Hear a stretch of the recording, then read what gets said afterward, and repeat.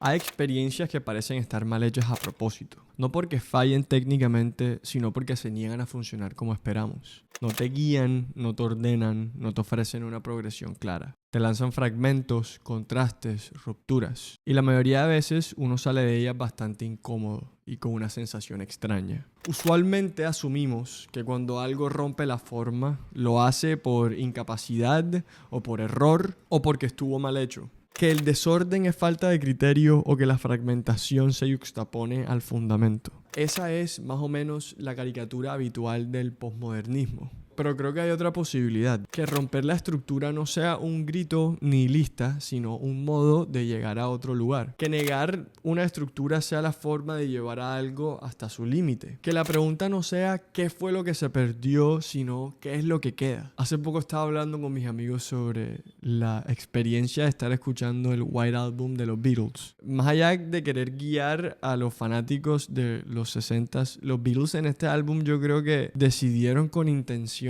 presentar la obra más desorganizada, más radical, más fuera del mapa posible. No hay jerarquía, no hay un género dominante, no hay ningún ámbito o ninguna esperanza de estabilidad. La secuencia de canciones es súper loca, pasa de canciones súper metal, súper rápido como Helter Skelter, a canciones como Long Long Long, que son unas baladas súper lentas. Con intención y con un martillo, el álbum funciona como una experiencia que yo creo que reta adrede toda la idea de vamos a sentarnos a escuchar un álbum de los Beatles. Pero con todo y eso, el White Album sigue siendo el White Album. Hay algo dentro de este revuelto de cosas, hay algo que lo sigue uniendo. Algo así como una unión a través de la desunión. Lo mismo nos puede pasar cuando vemos estas películas como vanguardistas, ¿no? Recuerdo la primera vez que vi El Espejo, esta famosa película rusa. Es una experiencia súper fragmentada, no es lineal, donde la identidad, el tiempo y la narración se superponen sin explicar nada. Este sin duda se ha vuelto de mis temas favoritos en mis conversaciones de fin de semana con mis amigos y familia. Pero porque creo que hay algo profundo detrás. Cuando la forma falla, la experiencia queda expuesta. Cuando el estilo se disuelve, algo más básico tiene que sostenerlo todo. Ahí es donde yo digo que esta como postura posmoderna nos puede servir para no eliminarlo todo, ni eliminar lo sagrado, ni eliminar lo importante, sino que precisamente ponerlo a prueba. Porque solamente aquello que sobrevive a toda la negación y a toda la duda es lo fundacional. Hoy quiero explorar cómo esta idea del arte también nos puede servir para explorar algo bastante importante en la vida de nosotros, personas jóvenes. Vivir sin una forma dominante, con múltiples intereses, con múltiples talentos y querer hacer varias cosas al mismo tiempo. No para resolverla, sino para poder mirarla desde otro ángulo. Si les gusta este tipo de contenido, les pido el favor que se suscriban al canal y le den un like al video. Es completamente gratis y es la única forma que tengo para que este video le pueda llegar a más personas.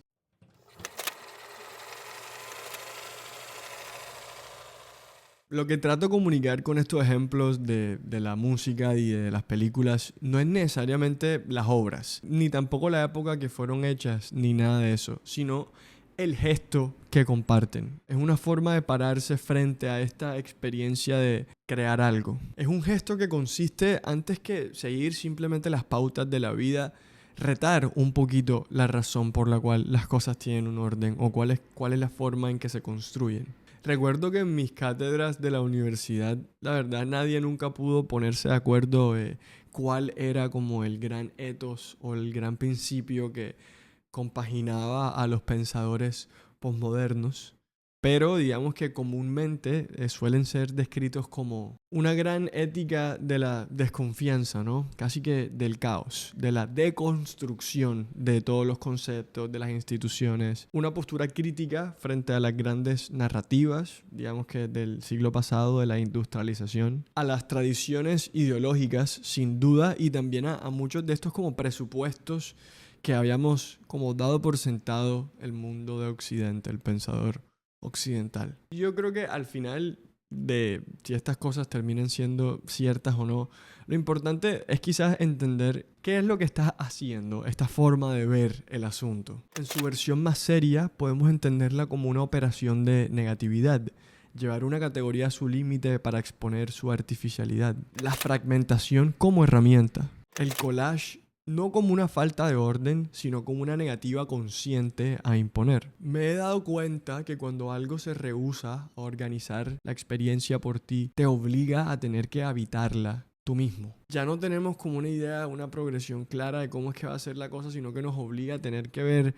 todos los pedacitos, todos los retazos y tener que empezar a dibujar una unión de todo esto. Cuando niegas la estructura, yo creo que te permite ver lo que está entre todos estos objetos, ¿no? Como que este tejido que lo está uniendo todo, que es quizás lo esencial, lo verdaderamente natural. No es el acto de afirmar nada nuevo, sino de reconocer todos sus pedacitos, descomponiéndolos, ir analizándolos hilo por hilo. Y en ese quitar casi que obsesivo y compulsivo, en ese análisis, empezamos a ver lo que verdaderamente es el asunto. Te darás cuenta que la tensión entre estas cosas o los pedacitos que componen esta cosa en realidad tienen una intencionalidad casi que divina, perfecta. Los estilos, los tonos, las contradicciones no necesariamente nos cancelan, sino que aportan a una sola imagen del asunto. Cada fragmento cumple su papel no por encajar en una estructura previa, sino por contribuir a una totalidad que no se deja cerrar del todo.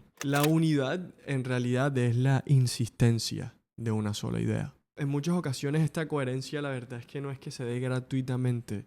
Tenemos que ir y casi que sacudirla del piso, habitarla, encarnarla. Y ahí es precisamente a donde quiero apuntar. Que la unidad no siempre nace de la forma, sino que a veces se manifiesta a pesar de su ausencia. Lo fundacional no se presenta como una idea clara ni como una forma reconocible.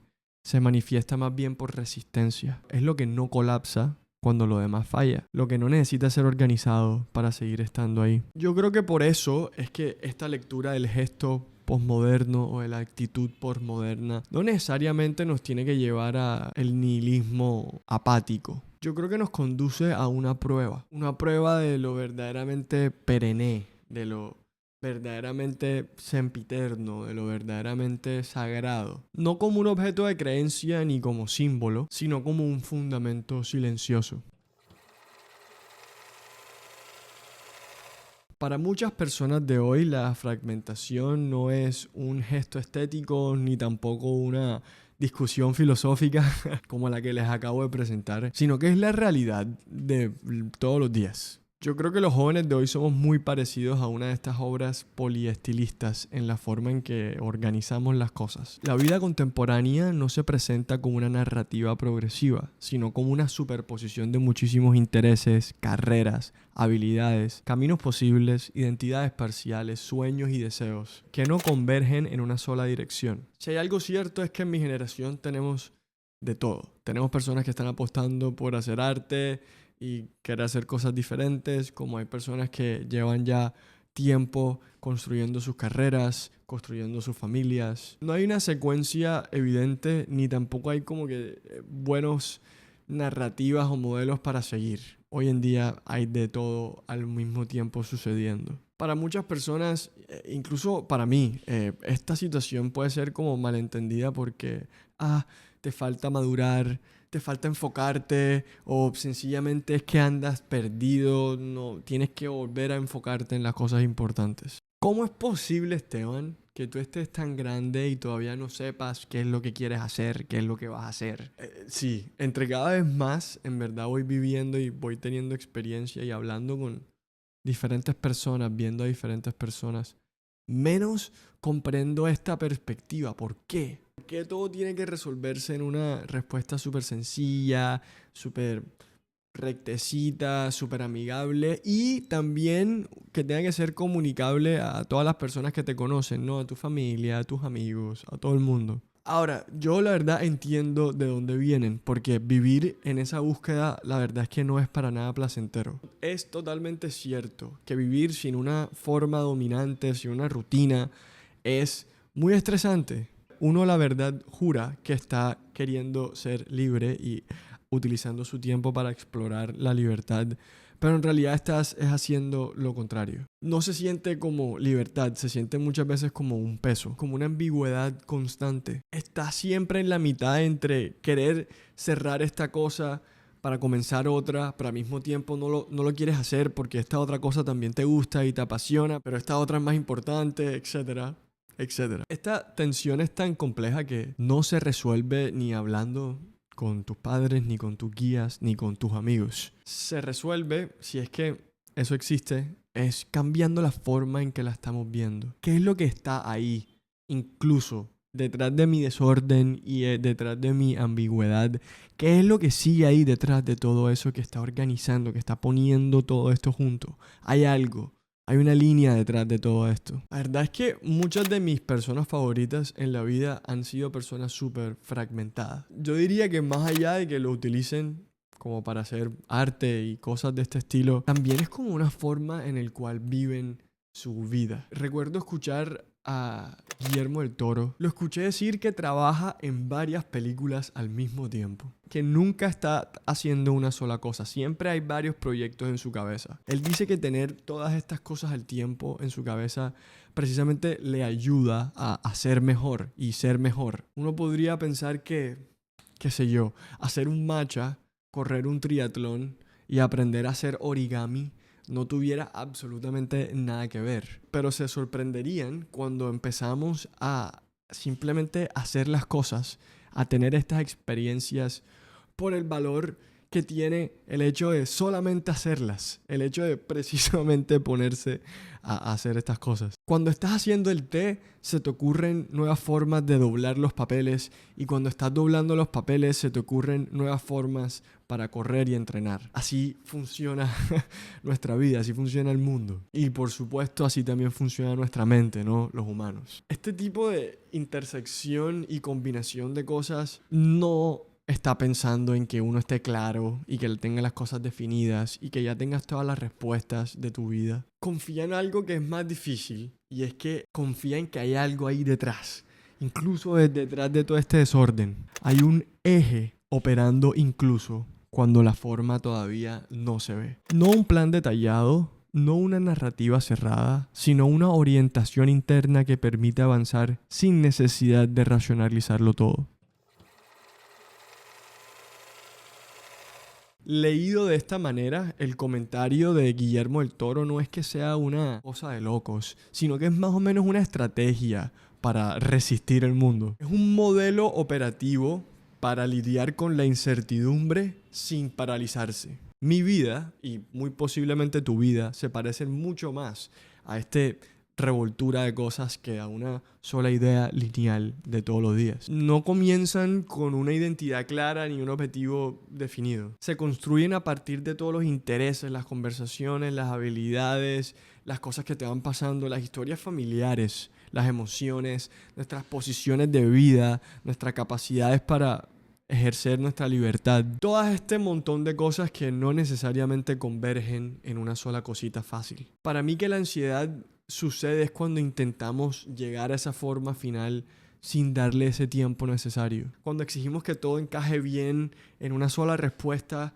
para nuestros tíos, simple, sencilla o en una sola frase. Como si el hecho de que estamos todavía descifrándolo y que nadie en verdad lo ha descifrado es como la condición de vida. No hay forma de escapar a eso. La salida no está en reducir la multiplicidad ni escoger una sola identidad para calmar la ansiedad. Tampoco está en celebrar la fragmentación como si fuera una libertad. Creo que pasa por otro lugar.